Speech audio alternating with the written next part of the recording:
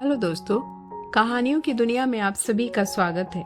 आज हम सुनेंगे शरत चंद्र चट्टोपाध्याय द्वारा लिखी एक बांग्ला उपन्यास शुभदा का हिंदी रूपांतरण का अंतिम भाग। तो आइए सुने। बहुत रात हो गई थी, फिर भी मालती अपने कमरे में बैठी हुई सीता वनवास पढ़ रही थी। बहुत रो चुकी, बहुत आंखें पोंछ चुकी थी, तो भी वह पढ़ रही थी। आह, बहुत अच्छा मालूम पड़ रहा था। किसी तरह छोड़ने को जी नहीं चाहता था। उसी समय बाहर द्वार के पास खड़े होकर मोटी आवाज से किसी ने पुकारा, ललना। मालती कांप उठी। हाथ में जो सीता वनवास नामक पुस्तक थी वह गिर पड़ी। ललना। मालती का अंतस्थल कांप उठा। छीन कंठ से बोली, कौन है? अब हंसते हंसते भीतर प्रवेश करके सुरेंद्र नाथ ने फिर पुकारा, ललना, तुम हो? हाँ, मैं हूं, लेकिन तुम्हारा भेद खुल गया। तुमने अपना असली नाम क्यों छिपाया था? कहाँ? फिर झूठ बोल रही हो। मैं सब सुन आया हूं। पहले तुम ललना थी, अब मालती बन बैठी हो। कहाँ सुना? कलकत्ते में। कलकत्ते में तो मुझे कोई नहीं जानता। सुरेंद्र नाथ, यह तो ठीक है कि कलकत्ते में तुम्हें कोई नहीं जानता, लेकिन जो जानता है वह हलूदपुर से आया था। मालती, कौन आया था? सुरेंद्र नाथ, तुम्हारे सदा भाई आए थे, वही नोट लौटाने के लिए अघोर बाबू के पास। मालती, नोट लौटाने के लिए? सुरेंद्र नाथ, हाँ। मालती, सदा भाई? सुरेंद्र नाथ, हाँ वही। मालती चुप बैठी। कुछ देर के बाद सुरेंद्र नाथ ने कहा, बोलती क्यों नहीं हो? कैसे हैं सदा भाई? सुरेंद्र नाथ, अच्छी तरह है। तुम्हारी माँ भी अच्छी तरह है। उनकी हालत तो बुरी नहीं है, इसलिए वो तुम्हारा दान ग्रहण न करेंगी। सदानंद बाबू ने उनकी दशा बदल दी है। मालती, मेरा नाम ललना है, यह बात कैसे मालूम हुई तुम्हें? सुरेंद्र नाथ, सदानंद ने बतलाया। ये सब यही समझते हैं कि जल में डूबकर तुमने आत्महत्या कर ली है। मालती ने एक लंबी सांस ली। सुरेंद्र नाथ, लेकिन मैंने बतला दिया कि तुम जीवित हो और सुख से हो। मालती, यह क्यों बतलाया? सुरेंद्र नाथ, तो क्या मैं झूठ बोलता? तुम जीवित भी हो और जहां तक समझता हूं सुखी भी हो। क्या सुख में नहीं हो तुम? मालती, लेकिन यह बात क्या सदा भाई ने पूछी थी? सुरेंद्र नाथ, नहीं, मैंने स्वेच्छा से बताई थी और तुम्हारी माँ से भी बतलाने के लिए कह दिया है। मालती, मैंने ही रुपए भेजे थे, क्या यह बात भी कह दी तुमने? सुरेंद्र नाथ, हाँ, कही तो है। मालती, तुम मुझे बदनाम कर आए हो। वह पागल आदमी है, यह बात गांव भर में कहता फिरेगा। उन लोगों के लिए जब मैं मर चुकी थी तब झमेला खड़ा करने के लिए मुझे क्यों जिंदा कर दिया? दुखित भाव से सुरेंद्र नाथ मुस्कुराए। फिर वे बोले, जिसको तुम पागल समझती हो वस्तुतः वह तिल भर भी पागल नहीं है। संभव है किसी समय वह पागल रहा हो, लेकिन उसके वे दिन अब बीत चुके हैं। उसके द्वारा हलूदपुर में तुम कभी जीवित न हो सकोगी। तुमने जब अपने आप को छिपा रखा है तब वह कभी इस बात को प्रकट न करेगा। मालती, तुम्हें यह कैसे मालूम हुआ? सुरेंद्र नाथ, मैंने मालूम कर लिया जब मैंने उसे तुम्हारी माँ से यह कह देने के लिए कहा कि तुम जीवित हो, तब वह बोला, ललना कभी लज्जाजनक काम न करेगी, वह कभी अपने आप को छिपाएगी नहीं। वह अब जीवित नहीं है, वह मर गई है। मैंने उसे कहा, सदानंद बाबू जरा और ठहरिए। उसने कहा, मैं आज जा रहा हूँ। उससे जब कभी मुलाकात हो तब कहना कि तुम्हारे सदा भाई ने तुम्हें बहुत बहुत आशीर्वाद कहा है। मालती, मैंने यह अच्छी तरह अनुभव कर लिया है कि जो जहर मैंने खाया है वही जहर उसने भी खाया है। मेरे लिए वह अमृत के रूप में बदल गया है और उसके लिए प्राण संहारक सिद्ध हुआ है। मालती मुंह नीचा किए हुए बातें सुन रही थी। उसके मन में आ रहा था कि खूब जी भर के रोऊं, लेकिन उसे रोने में लज्जा आ रही थी। एक शुभ समाचार है, तुम्हारी छलना की शादी हो गई है। कहाँ? किसके साथ? उसी गांव में कोई शारदा चरण है, उन्हीं के साथ। मालती समझ गई। उसने मन ही मन उसे 1000 बार धन्यवाद दिया। वह बोली, अगर कोई विवाह करेगा तो वही करेगा, यह मैं कुछ कुछ जानती थी। सुरेंद्र बाबू, यह कैसे जानती थी तुम? क्या पहले से कुछ बातचीत चल रही थी? मालती, नहीं, बातचीत नहीं चल रही थी। मैंने ही एक बार उसे अनुरोध किया था कि छलना के साथ तुम विवाह कर लो, लेकिन उस समय पिता के भय से मेरी बात मानने के लिए तैयार नहीं हुआ।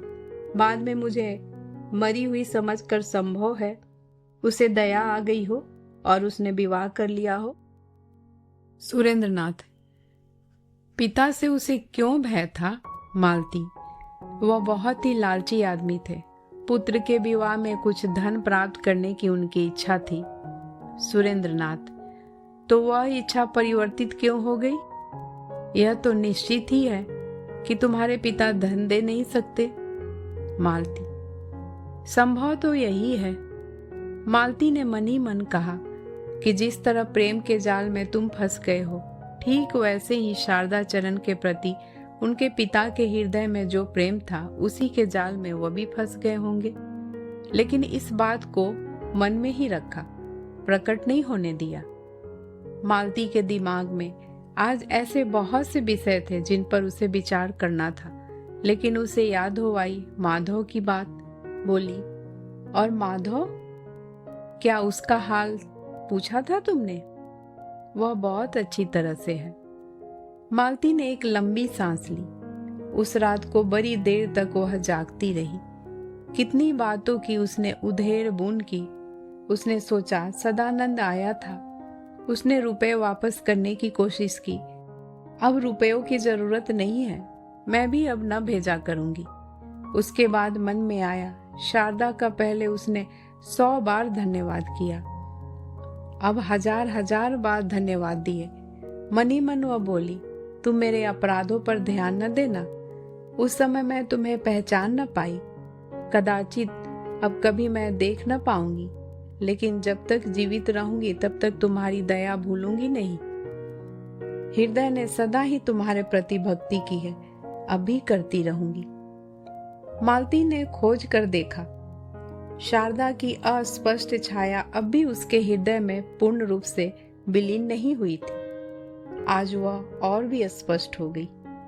मन ही मन उसने कहा, स्वामी कहते थे वह सदानंद था, लेकिन था वह शारदा। इधर सदानंद लौट आया। रास्ते में वह बहुत अनमना होकर चल रहा था। कहीं बाहर से आते देखकर किसी ने उसे पुकार कर पूछा, भाई साहब किधर से, कहाँ गए थे? भाई साहब सिर हिलाकर बोले, सदानंद खड़ा हो गया। प्रश्नकर्ता के मुंह की तरफ देखकर वह बोला, घर जा रहा हूं। इतने में उस आदमी के झुंड की एक गाय एक आदमी के बैंगन के खेत की तरफ बढ़ने लगी। गालियां देते देते वह गाय के पीछे दौड़ा। इधर सदानंद ने भी अपना रास्ता लिया। बाद में गाय को लौटाकर जब उसने फिर झुंड में कर दिया, तब वह कहने लगा, इस पागल का मन आज वैसा प्रसन्न नहीं मालूम पड़ता, लेकिन आदमी मजे का है। रामू मामा नंद हलवाई की दुकान वाले घर की चौखट पर पीठ लगाए हुए तंबाकू पी रहे थे। पैरों में धूल लपेटे हुए सदानंद को कहीं से आते देखकर वह बोले, ओ सदानंद, 4-5 दिन से मैंने तुम्हें देखा नहीं, तुम कहाँ थे? उनकी तरफ मुंह फेरे बिना ही पीछे की तरफ अंगुली से इशारा करके सदानंद ने कहा, वहां। कहाँ? ब्राह्मणपारा में। इतने दिन तक? सदानंद तेजी से पैर बढ़ाता हुआ चला गया। रामू मामा भी झुंझला कर बोले, धत, क्या कहता है? कुछ समझ में नहीं आता। रामू मामा की यह बात सदानंद के कानों तक पहुंच गई थी या नहीं, यह तो नहीं कहा जा सकता, किंतु वह सीधे शुभदा के पास पहुंचा। उसके सामने नोट रख कर वह बोला, कोई पता नहीं चला।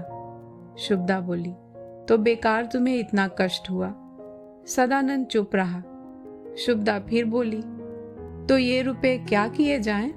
सदानंद, जो आपकी इच्छा हो। अगर आप चाहे तो इन रुपयों को फेंक दे और जी चाहे तो रख ले। जब कभी पता चलेगा वापस कर दीजिएगा। विवश होकर शुभदा ने उन नोटों को संदूक में रख लिया। सदानंद ने पूछा, हारान काका कहाँ है? बगल वाले कमरे की तरफ इशारा करके वह बोली, लेटे हैं। कहीं गए नहीं? गए थे, अभी अभी लौट कर आए हैं। उस दिन शाम को बड़े जोर से आंधी आई, पानी भी बरस गया। शुभदा ने सवेरे सवेरे भोजन बना लिया। भोजन वगैरह से निवृत्त होकर हारान बाबू ने कहा, कुछ पैसे दो, आज अब कहीं न जाओ। आसमान पर बादल घिरे हुए हैं। रात में अगर कहीं पानी बरसने लगा तो क्या होगा? तो लौट कर आने में कष्ट होगा। कुछ भी कष्ट ना होगा। आज कई काम है, जाना ही पड़ेगा।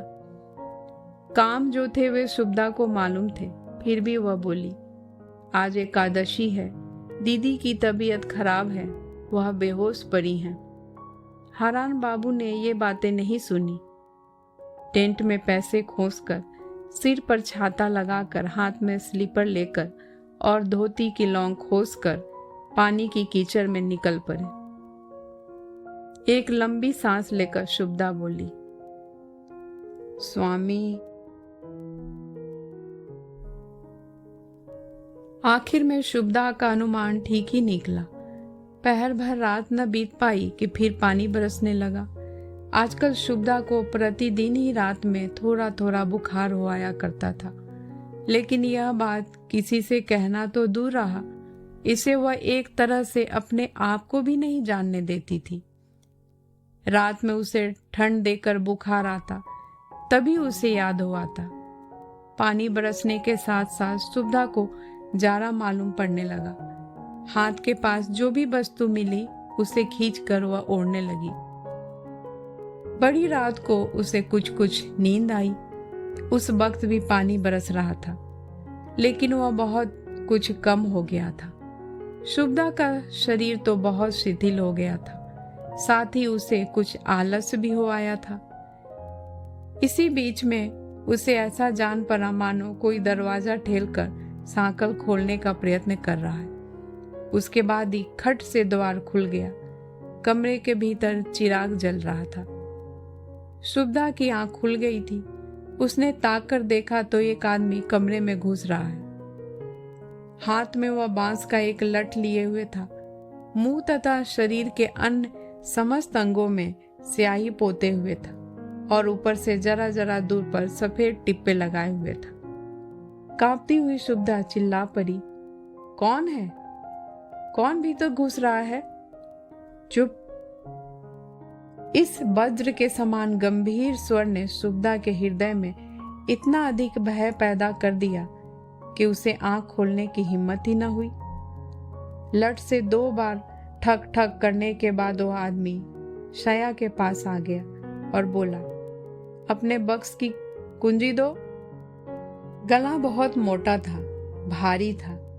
एकाएक सुनने पर ऐसा जान पड़ता था मानो यह आदमी प्रयत्न करके भारी आवाज से बोल रहा है। शुभदा कुछ बोली नहीं।